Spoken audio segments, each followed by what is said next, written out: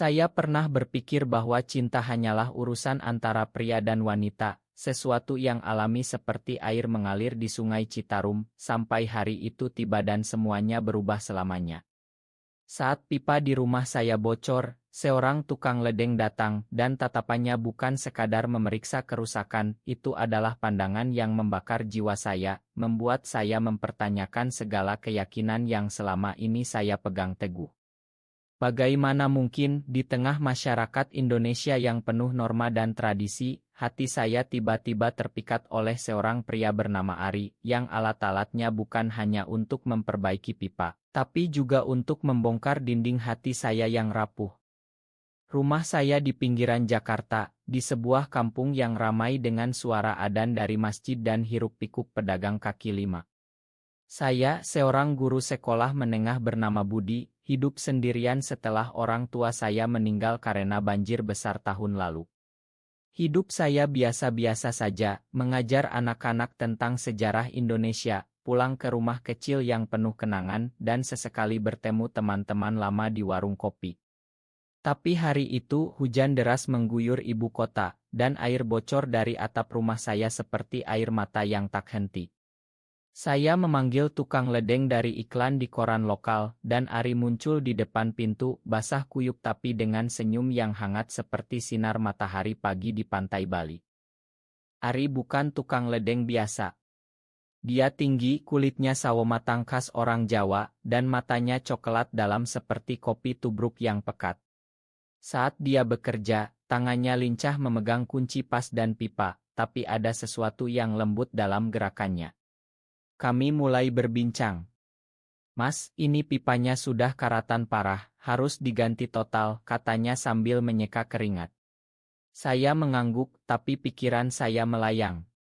Bagaimana dia bisa begitu tenang di tengah badai? Ternyata Ari berasal dari Yogyakarta, pindah ke Jakarta untuk mencari nafkah setelah keluarganya kehilangan sawah karena erupsi Merapi. Kisahnya menyentuh hati saya, seperti cerita wayang yang penuh perjuangan. Malam itu, setelah pekerjaan selesai, saya tawarkan secangkir teh hangat. Kami duduk di teras, mendengarkan hujan yang mulai reda. Ari bercerita tentang mimpi-mimpinya, ingin punya bengkel sendiri, tapi terkendala modal. Saya, yang biasanya pendiam, tiba-tiba terbuka. Saya ceritakan tentang kesepian saya, tentang bagaimana saya merasa terjebak dalam rutinitas mengajar tanpa gairah. Tatapannya saat itu, "Oh, Tuhan, itu seperti api yang menyala di malam gelap. Hidup ini seperti pipa, Mas Budi. Kadang bocor, tapi bisa diperbaiki kalau kita mau usaha," katanya. Kata-katanya sederhana, tapi menusuk hati saya. Untuk pertama kalinya, saya merasa dilihat, bukan sebagai guru biasa, tapi sebagai manusia dengan luka-lukanya. Keesokan harinya, Ari datang lagi, katanya ada yang kurang sempurna di instalasi. Tapi saya tahu itu alasan. Kami mulai sering bertemu. Saya ajak dia ke pasar malam di Monas, makan sate ayam sambil tertawa melihat pertunjukan lenong. Di sana, di tengah keramaian, tangan kami saling bersentuhan secara tak sengaja, dan listrik itu mengalir melalui tubuh saya. Apakah ini cinta? Saya takut, karena di Indonesia, cerita seperti ini sering berakhir dengan penolakan atau bahkan kekerasan. Tapi Ari berbeda. Dia bilang, "Saya nggak peduli apa kata orang, Mas. Yang penting hati kita bicara." Hubungan kami berkembang pelan, seperti sungai yang mengalir tenang di sawah-sawah hijau. Kami jalan-jalan ke Taman Mini Indonesia Indah, belajar tentang budaya kita sendiri sambil berbagi rahasia. Ari cerita tentang masa kecilnya di desa, bagaimana dia selalu merasa berbeda dari anak laki-laki lain.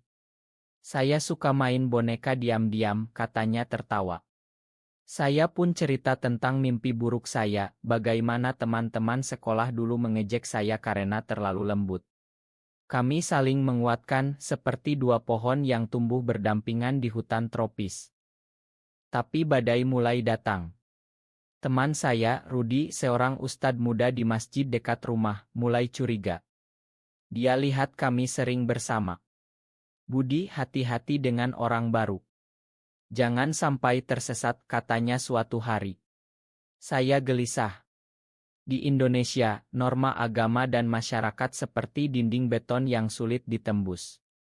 Ari pun punya masalahnya sendiri. Keluarganya di Yogyakarta menekan dia untuk menikah dengan gadis desa. Mereka bilang saya harus punya anak untuk melanjutkan garis keturunan, katanya dengan suara bergetar. Suatu malam, kami bertengkar hebat. Ari bilang dia mungkin harus pulang ke Yogyakarta. Saya nggak mau bikin Mas Budi susah, katanya. Air mata saya jatuh. Kau pergi berarti kau tinggalkan aku sendirian lagi. Saya berteriak.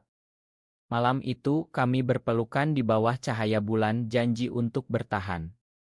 Tapi hati saya tahu ini baru awal dari ujian. Waktu berlalu dan cinta kami semakin dalam.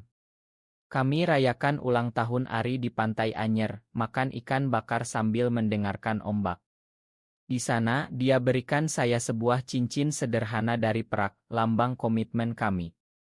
Ini alat tukang ledeng saya yang paling berharga, alat untuk memperbaiki hati, katanya.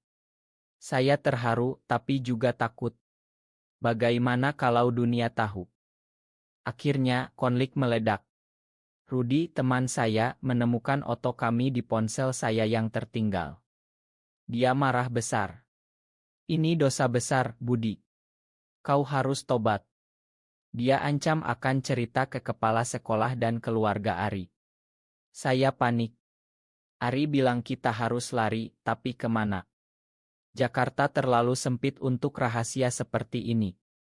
Di tengah kekacauan, Ari mendapat panggilan dari keluarganya, ayahnya sakit parah. Dia harus pulang. Tunggu saya kembali, Mas, katanya sebelum pergi. Saya sendirian bergulat dengan rasa bersalah dan rindu.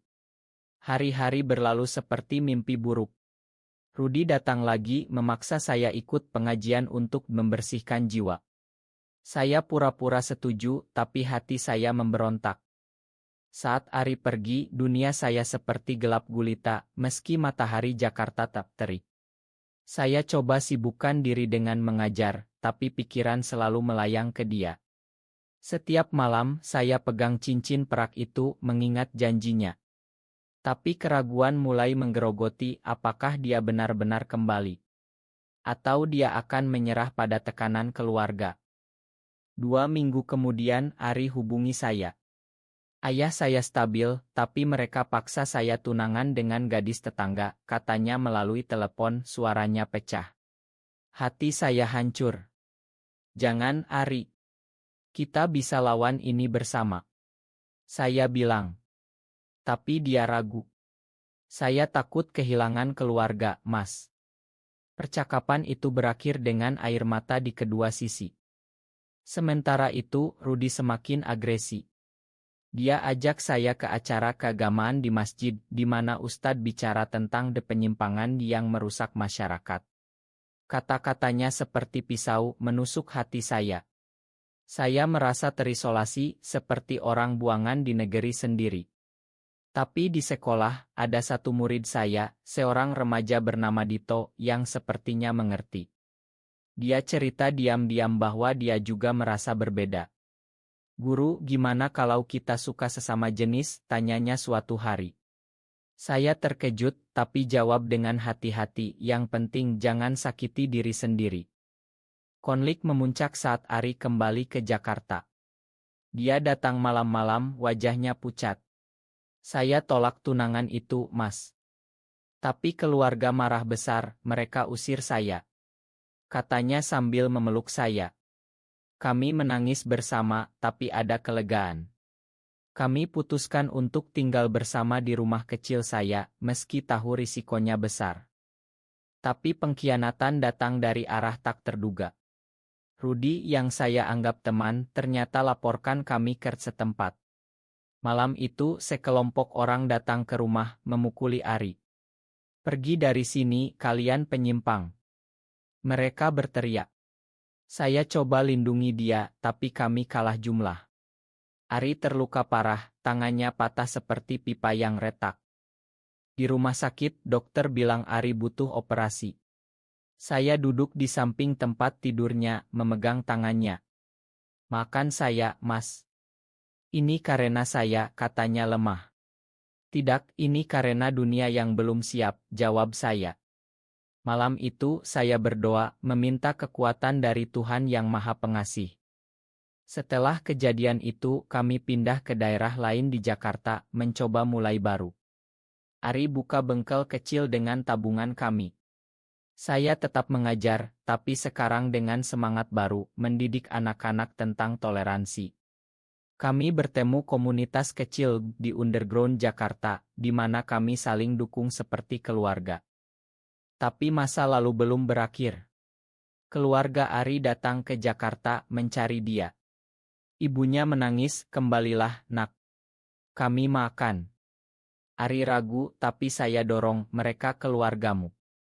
Pertemuan itu penuh emosi. Ayah Ari bilang, "Saya tak paham, tapi saya tak mau kehilangan anak." Itu awal rekonsiliasi. Hubungan kami semakin kuat. Kami jalan-jalan ke Borobudur, merasakan kedamaian candi kuno. Di sana, Ari bilang, "Kau seperti alat tukang ledeng terbaik, memperbaiki hidupku." Saya tersenyum, tapi tahu tantangan masih ada. Suatu hari, Dito, murid saya, datang dengan masalah. Dia dibully di sekolah karena dianggap banci. Saya bantu dia, ceritakan kisah saya tanpa detail. "Kau tak sendirian," katanya. Itu membuat saya sadar, cerita kami bisa menginspirasi. Tapi klimaks datang lagi. Rudi muncul, meminta maaf. "Saya salah, Budi. Saya lihat kau bahagia sekarang," katanya. Pengampunan itu menyembuhkan luka lama. Akhirnya, kami rayakan anniversary di pantai Lombok, melihat matahari terbenam. Hidup ini bukan hanya tentang memperbaiki pipa, tapi memperbaiki hati, kata Ari. Saya angguk, merasa damai. Waktu terus berjalan dan cinta kami seperti pohon beringin yang akarnya semakin dalam di tanah Indonesia. Tapi badai baru datang, pandemi melanda, dan bengkel Ari sepi pelanggan. Kami kesulitan finansial, hampir kehilangan rumah. "Kita jual cincin ini saja," kata Ari suatu hari. Saya tolak, "Itu simbol kita." Kami bertahan dengan bantuan komunitas, saling menguatkan di malam-malam gelap. Di tengah itu, saya dapat promosi di sekolah, jadi kepala mata pelajaran.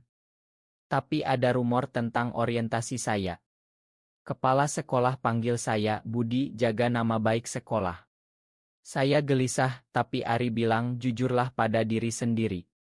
Saya putuskan untuk terbuka pelan-pelan, mulai dari teman dekat.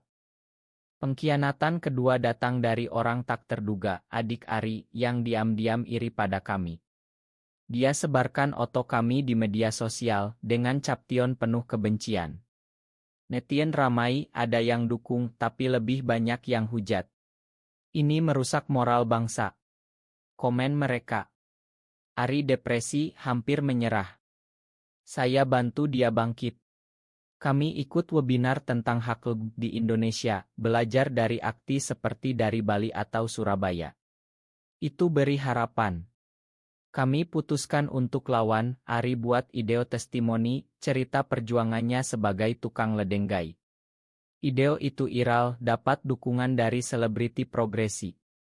Konflik keluarga memuncak saat ayah Ari sakit lagi. Kami pulang ke Yogyakarta. Di sana, pertemuan keluarga penuh air mata.